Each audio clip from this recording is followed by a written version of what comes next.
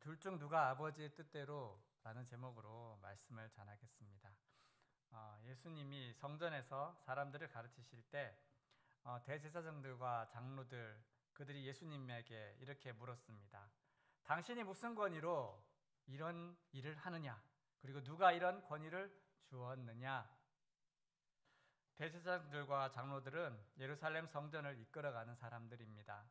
그들에게는 뜨내기에 불과한 이 예수라는 젊은 선지자가 자신들이 말하고 있는 그 전통과는 다른 이야기를 하고 있는 것에 대해서 영 마음에 들지 않았습니다. 게다가 예수님은 성전에서 무슨 일을 하셨습니까? 바로 그 앞구절 마태복음 21장 12절 이하에 보면 예수님은 성전에서 매매하는 사람들, 환전한 사람들의 자리를 뒤집어 엎으셨습니다. 그리고 그들을 성전에서 모두 내쫓아 버렸습니다. 그러면서 하신 말씀이 인용하신 말씀이 이사야 56장 7절 말씀입니다. 같이 한번 읽겠습니다. 시작. 내가 곧 그들을 나의 성산으로 인도하여 기도하는 내 집에서 그들을 기쁘게 할 것이며 그들의 번제와 희생을 나의 제단에서 기꺼이 받게 되리니 이는 내 집은 만민이 기도하는 집이라 일컬음이 될 것임이라. 아멘. 내 아버지의 집은 기도하는 집인데 지금 성전이냐? 강도 속을 아니냐? 예수님이 강도의 속을 운운하시면서 그렇게 성전의 상인들의 그 판을 다 뒤집어 엎으신 것입니다. 그래서 종교 지도자들은 몹시 화가 난 것입니다. 성전에서 매매하고 있는 그 사람들이 무슨 권위로 거기에서 장사를 할 수 있었던 것일까요? 당연히 그것을 허락해 준 대제사장이 있었기 때문입니다. 대제사장이 그것을 용인해 주었기 때문에 가능한 일들이었던 것입니다. 즉 장사꾼들 뒤에는 대제사장이 있었다라는 것입니다. 세계 각지에 흩어져 살고 있던 그 디아스포라 유대인들이 성지순례를 하기 위해서 예루살렘에 1년에 3번 꼭 찾아가게 되어 있습니다. 성전에 올 때는 반드시 이 세상의 돈으로 헌금할 수 없습니다. 성전 세겔로 환전을 해야만 합니다. 또 성전에 바칠 그 예물, 번제물, 소와 양들을 준비해서 온다고 하지만 그 먼 거리를 여행하다 보면 동물들이 다치고 흠이 나서 결국 바칠 수 없게 됩니다. 그래서 정성을 들여 준비해봤자 소용없기 때문에 그들을 배려하기 위해서 성전에서는 백성들의 제사를 돕기 위해서 또 편하게 제물을 준비할 수 있도록 도와주기 위해서 그렇게 성전 앞에서 시장이 열리도록 허락해 주었던 것입니다. 취지는 참 좋습니다. 거룩한 돈으로 바꿀 수 있도록 환전해 주는 것, 거룩한 제물을 바칠 수 있도록 동물을 살 수 있도록 해준 것, 그 취지 너무 좋습니다. 순전한 마음으로 제물을 준비하고 헌금을 바꾸는 그 순수성은 그러나 시간이 가면 갈수록 점점 더 세속적인 것으로 바뀌어 버리고 맙니다. 네, 세상의 돈으로 하나님께 드릴 수 없기 때문에 성전의 거룩한 돈으로 바치게 한 것. 그런데 1대1로 환전하는 것이 아니라 똑같은 금액으로 환전할 수 없기 때문에 남겨 먹게 된 겁니다.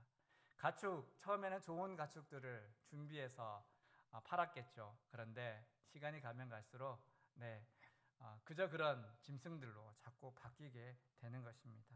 이처럼 성전의 그 좋은 제도들이 그 순수성이 다 사라져 버리고 세상의 시장처럼 장사치들이 돈벌이하는 분명히 여기 성경에는 기록되어 있지 않지만 분명히 종교 지도자들에게 뒷돈을 주었을 것입니다. 거기서 장사하기 위해서 그렇게 될 수밖에 없는 우리의 죄악 때문에 그렇게 시장처럼 돈벌이하는 장으로 전락하고 말았던 것이죠.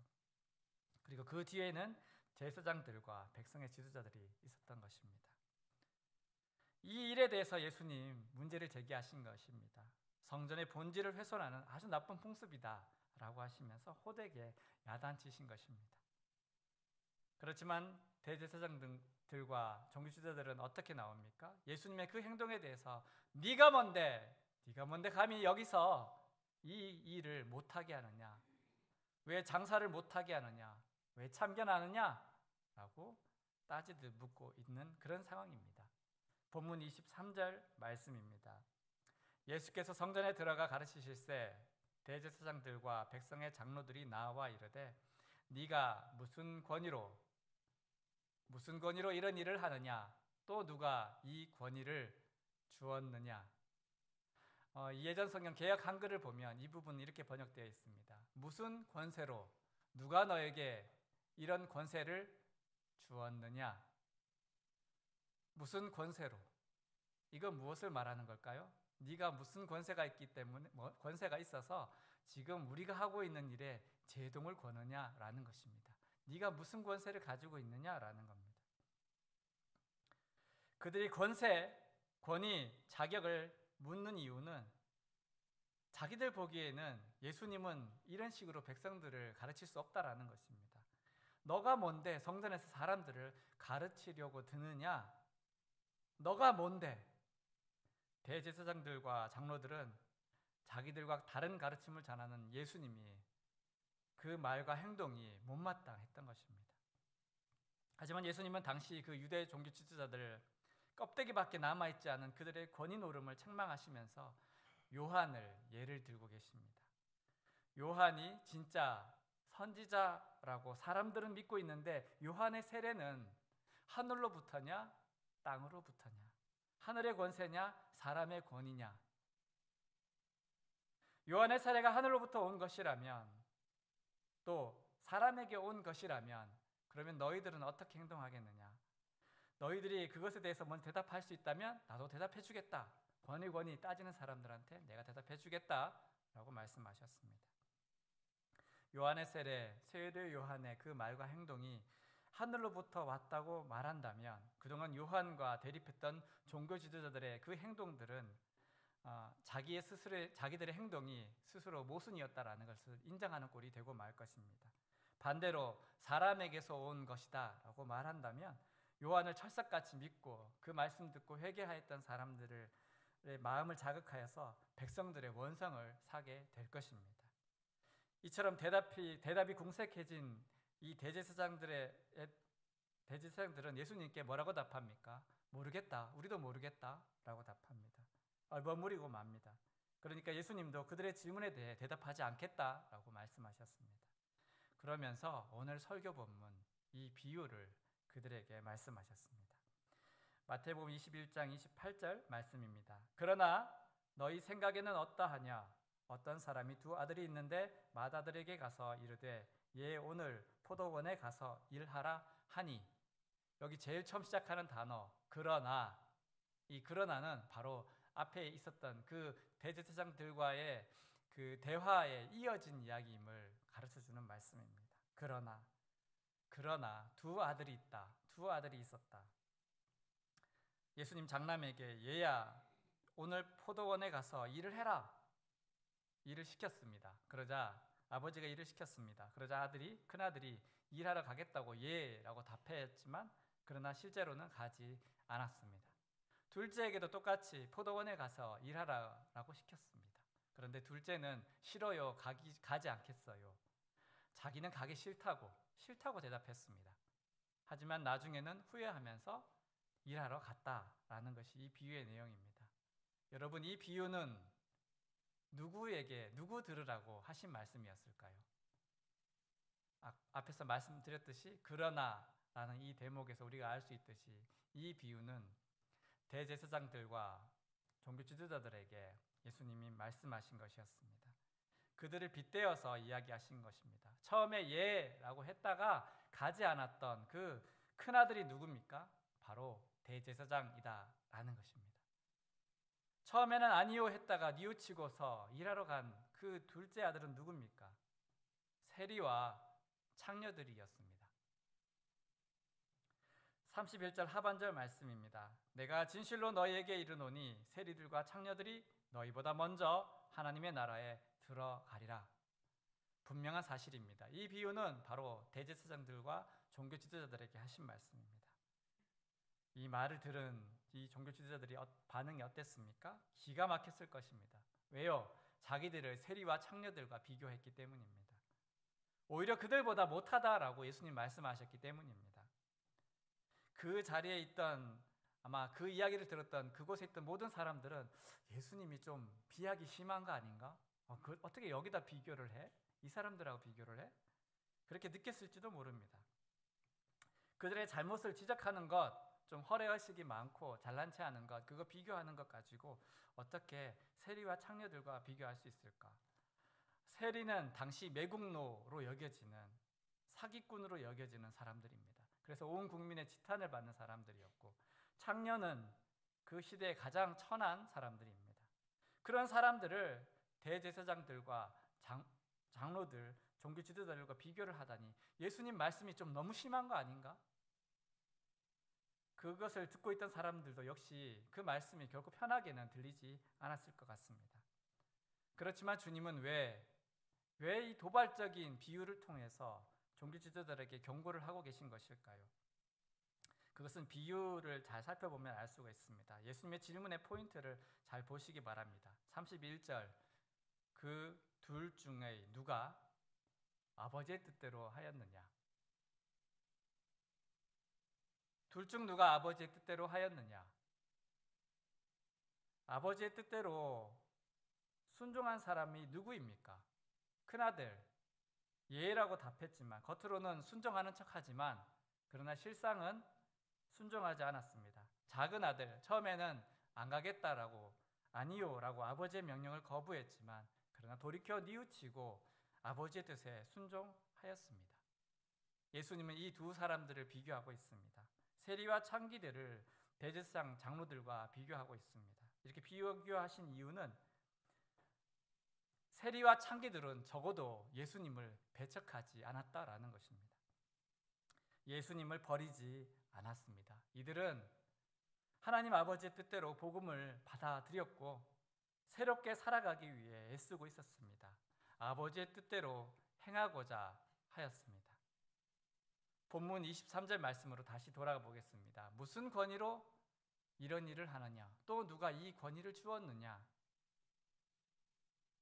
그들이, 종교 지도자들이 예수님에게 권위를 물었던 이유는 예수님은 하찮은 뜨내기 선지자, 별것 없는 사람, 그에게 별로 관심 가질 필요도 없는 그런 존재로 여겼던 것이지요. 왜요? 자기들은 온 백성에게 존경을 받고 있고 모든 사람들에게 인정받을 만큼 높은 권위를 가진 사람이라고 스스로 자부하고 있었기 때문에 예수님의 가르침에는 전혀 마음을 쓰지 않았던 것입니다. 조금도 귀담아 듣지 않았던 것입니다. 예수님이 세례 요한을 예로 드신 이유는 그들에게 다시 한번 뉘우칠 수 있는 기회를 주는 것입니다. 온 백성이 그의 말씀을 들으면서 회개하고 있는데 너희들은 무엇을 하고 있느냐? 신약 성경 전체를 찾아보면 회개하고 돌이키는 종교 지도자는 정말 극소수에 불과한 것 같습니다. 오늘 일부에 말씀드렸던 것처럼 니고데모 말고 또 있나요? 몇 사람 제외하고는 회개하고 돌이켰다는 이야기를 성경에서 찾아볼 수가 없습니다. 세례 요한이 전한 그 하나님의 말씀을 듣고 많은 사람들이 큰 도전을 받고 그동안의 삶을 뉘우치고 회개하였습니다. 하지만 종교 지도자들은 그 선포의 말씀, 요한의 말씀을 보면서도 전혀 마음이 움직이지 않았습니다. 자신들의 그 참모습을 바라보지 못했습니다. 권력에 취해 있었고 사람들의 칭찬에 길들여져 있었고 눈과 귀가 가리워져 있었습니다. 그래서 자기들의 영적인 처지가 세리 창녀들보다 훨씬 못하다는 것을 그들은 깨닫지 못하고 있었습니다. 그러나 작은 아들처럼 하나님을 의지하는 사람들은 바로 세리와 창녀들이었습니다. 나는 죄인이지만 회개하고 예수님을 믿기만 하면 예수님 공로로 나도 구원 받을 수 있다. 나 같은 사람도 예수님만 의지하면 구원받을 수 있다. 그 소망으로 주님을 바라보며 주의 음성에 귀 기울였던 것입니다. 그것을 보면서 예수님이 말씀하십니다. 대제사장들과 장로들보다 먼저 그들이 하나님 나라에 들어가게 될 것이다. 부산의 어떤 목사님이 쓰신 책을 보니 이런 글이 있었습니다. 그 책에서 영하 10개에 이런 대목이 있다고 합니다. 모세가 아론의 아들 엘르아살에게 아버지 아론에 대해 말하고 있는 장면인데, 아론이 백성을 너무 사랑하였다면 모세 자신은 하나님을 너무 사랑하였다. 아론은 백성을 사랑했지만 모세는 하나님을 사랑했다. 선지자 모세는 하나님을 대언했지만 제사장 아론은 백성을 대변한다. 출애굽기 민수기에서 보고 있듯이 아론의 잘못은 때때로 너무 백성을 생각하다 보니, 백성의 입장을 생각해 주다 보니 많은 실수들을 저질렀다라는 것이 이 영화의 주된 관점이다라고 이 목사님은 설명을 하셨습니다. 왕과 제사장, 유대 시대, 예수님 시대 왕과 제사장, 이 사람들은 어떤 사람들입니까? 세속적인 통치자들처럼 자신을 위해 존재하는 사람들이 아닙니다.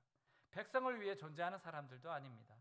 그들의 이스라엘 왕과 제사장은 오직 하나님을 위해서 존재하는 사람들입니다.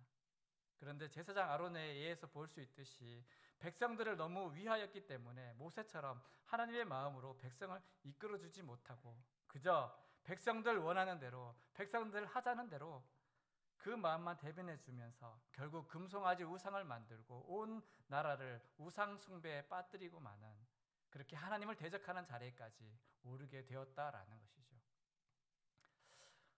여러분, 사람들에게 인정받는 것, 사람들에게 칭찬 듣는 것, 때로는 독이 될 수도 있습니다.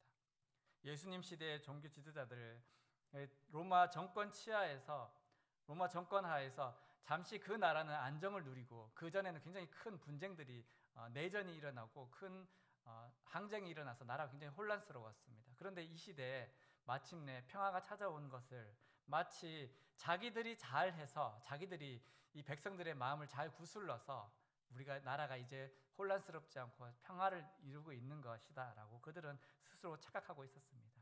자기들이 잘해서, 자기들이 잘 다스려서, 그래서 하나님이 우리나라를 지켜주신다라고 그들은 생각하고 있었습니다. 스스로의 의를 내세우고 있었던 것입니다. 여러분, 교회에서 역시 마찬가지입니다. 우리가 어떤 칭찬을 듣게 될 때, 사람들의 인정을 받게 될 때, 높임 받게 될 때 조심하셔야 됩니다. 왜냐하면 우리는 언제든지 교만해질 가능성이 너무나 많은 사람들이기 때문입니다. 우리가 연약하여서 작은 칭찬에도 우쭐대며 교만해지기가 쉬운 것입니다. 사람들의 칭찬을 조심하시기 바랍니다. 또 내 생각이 옳다, 내 목소리가 가장 잘 들려야 된다라는 그런 마음이 혹 우리 마음에 든다면 조심하셔야 됩니다. 누군가가 열심히 노력하고 있는 모습이 내 눈에는 거슬려 보인다면 참으로 조심하셔야 될 때입니다. 마치 대제사장들이 예수님을, 인기를 얻고 있는 예수님을 바라보면서 네가 무슨 권위로 그런 행동을 하느냐라는 그런 교만한 행동을 했던 것처럼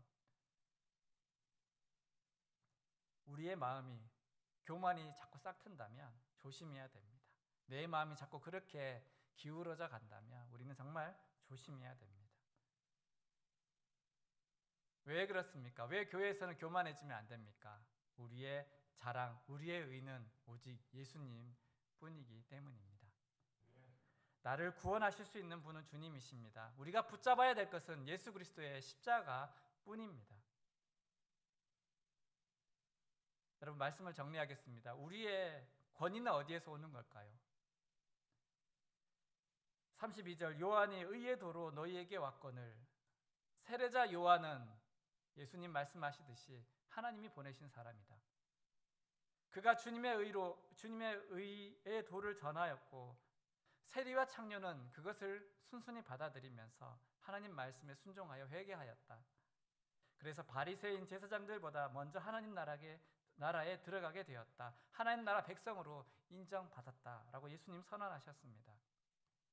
여러분, 하나님 없이는 우리는 아무것도 할 수 없습니다.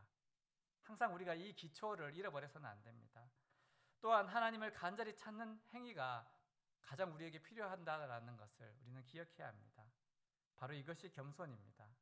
반대로 더 이상 하나님을 찾지 않아도 된다라고 생각하는 것은 교만입니다. 아니라고요? 그런데 교만이 시시때때로 우리 마음속에 찾아옵니다. 자신도 모르는 사이에 아주 조용히 우리의 마음에 찾아듭니다. 작은 싹을 틔웁니다. 그리고 그것이 나도 모르게 어느새인가 큰 나무로 자라나서 사람들의 지탄을 받는 그런 모습으로 나도 행동할 수 있다는 것을 우리는 항상 기억해야 합니다. 교만한 사람은 자신이 교만하다고 생각하지 않습니다. 교만은 우리에게 착각을 줍니다. 분명 교만한데 나는 교만하지 않다라고 그렇게 말합니다. 교만한 사람은 자기가 교만한지 알지 못합니다. 반대로 자신이 교만하다고 느끼고 인정하는 사람은 그 사람은 교만한 사람이 아닙니다. 영국 크리스찬 투데이에 이런 글이 실린 적이 있습니다. 당신이 교만에 빠져 있음을 알려주는 5가지 신호. 첫 번째, 건강하지 못한 비교를 한다. 두 번째, 비판받는 것을 거부한다. 3번, 듣는 것보다 더 많이 말한다. 4번, 당신의 이미지가 무엇보다 중요하다. 5번, 지위와 타이틀에 지나치게 집착한다. 죄송합니다. 목회자인 저도 저기 2번에 걸리더라고요. 누가 나쁘게 얘기해 주는 것. 옆에 목사님이 강 목사님 왜 그래요? 이렇게 한마디 해주는 게 속에서 울컥하고 올라옵니다. 솔직하게 깨달았어요. 나도 참 교만하구나. 그분이 지금 바른 말씀하고 있는데 못 듣기 싫은 마음이 확 생기더라고요. 듣는 것보다 더 많이 말한다. 앞에 서신 분들은 참 조심하셔야 됩니다. 내 생각, 말씀이 아니라 내 생각이 자꾸 나오게 되면 교만한 겁니다. 그런데 자기는 잘 몰라요. 나의 이미지, 사람들에게 어떻게 보여질까라는 것. 그래서 부끄러운 것은 자꾸 감추려고 하고 뭔가 내세우고 싶은 것을 이렇게 자꾸 포장하고 싶어지는 그런 모습들. 교만의 신호입니다. 지위와 타이틀. 우리가 자랑할 것은 예수님 뿐인데 자꾸 내가 어디에 뭐다 라고 그런 생각들을 가지고 그걸 자꾸 보여주고 싶어하는 것들. 여러분 5가지 중에 몇 개에 해당되십니까? 몇 개에 해당되시나요? 우리 교회가 다음 주면 이제 딱 40주년이 된다라고 합니다. 40년 동안 우리 참빛교회가 제법 꽤 많이 큰 것 같습니다. 제가 생각할 때는 큰 교회인 것 같습니다. 우리 교회 큰 교회야 라고 이렇게 세게 얘기할 수 있는 분은 어쩌면 조금은 교만할 수도 있습니다. 순수한 마음으로 얘기하셔야 되지 우리 교회 나 큰 교회 다녀 라고 이렇게 그런 마음으로 자랑하신다면 그건 참 조심하셔야 됩니다. 우리가 자랑할 것은 예수님 뿐입니다. 40년 세월을 통해서 주님 우리에게 무엇을 주셨는지 그 은혜만을 우리가 자랑해야 될 줄 믿습니다. 교회 안에서 어떤 직책을 맡게 될 때 장로교는 반드시 회의를 통해서 결정하게 되어 있습니다. 그런데 목소리가 커질 때가 있는 것 같아요. 어떤 교회들 보니까 여기 있는 피아노가 저쪽으로 가야 된다고 얘기하는 그것 때문에 결국 교회가 갈라진 그런 역사도 있습니다.